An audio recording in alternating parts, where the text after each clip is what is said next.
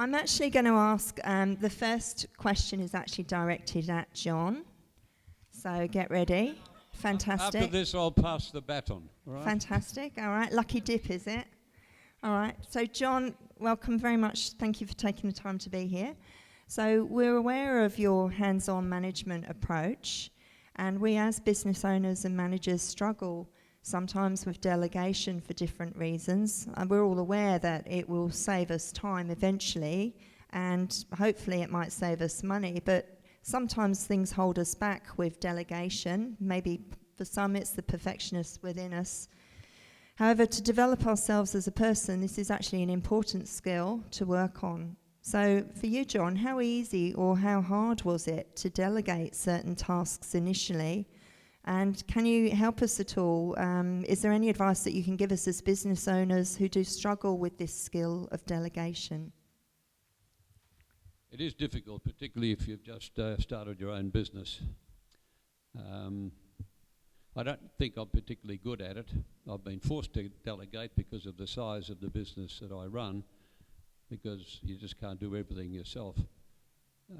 I would prefer, depending on the size of my business, to delegate less rather than more, because unfortunately, nobody does it as well as you do.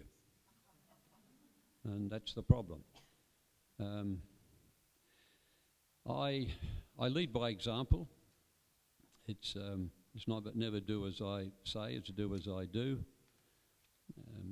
I've got 650 staff, nobody picks up more rubbish off the floor than I do. I pick up cigarette butts. Do I do it to keep the place clean? Yes, but more so to set an example. So if you're going to delegate, don't delegate too loosely.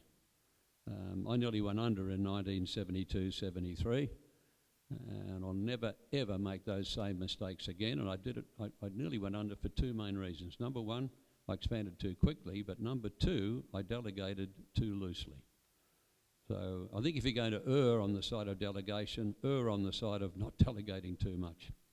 Thank you very much, John, for sharing that with us. I just want to check with the audience. Is there anybody out there that has a burning question related to delegation that you either want to direct at John or one of the panel?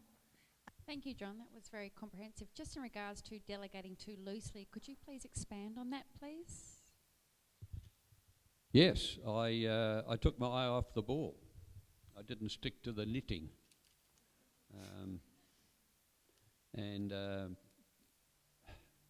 I believe people were better than they really were, and I didn't hold them up for accountability enough. I can't emphasise how important it is to set guidelines. I hate the term KPIs, but set guidelines and budgets and targets for people and monitor it closely, monitor performance, if not on a daily basis, at least on a weekly basis.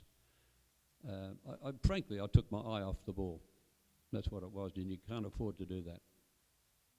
You lead by example. You monitor them very closely.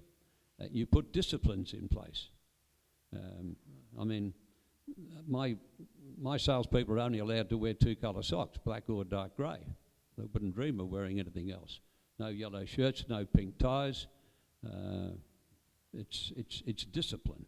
You apply discipline, and there's focus, and if they understand what is expected of them, and if you monitor them, and don't forget, incidentally too, I'll just say this before we pass the baton on. If you're in business and employing staff, can I just say this to you, and this will help with your delegation. When was the last time you caught one of them doing something right? And there and then in front of their peers congratulated them. We're all too quick to criticise, and we're too slow to compliment. And if they know that you're taking an interest in them, treating them with respect and discipline, they will respond. But it's all about monitoring. It's all about being there. If I could encapsulate in two words what it takes to run a successful business, and there are many requirements, but in simple terms, the best way I think to run a good business is to simply be there. Just be there. Be the first to arrive, the last to leave. 10 minutes for lunch at the desk. That's it. And don't leave. And know what's going on. Keep your eye on what's happening. And monitor, survey your clients. That's the best way to find out if your staff are doing the right thing or not. Survey your clients. I read every survey form when it comes back, and if I get one that's somebody that's not totally satisfied, I'll give them a ring and follow them up. But sometimes it's on a Sunday morning. First question I get is sceptically, cynically, is that really Mr. Hughes? But it's Sunday morning, they say. I said, what difference does that make? What Sunday's another day of the week, surely?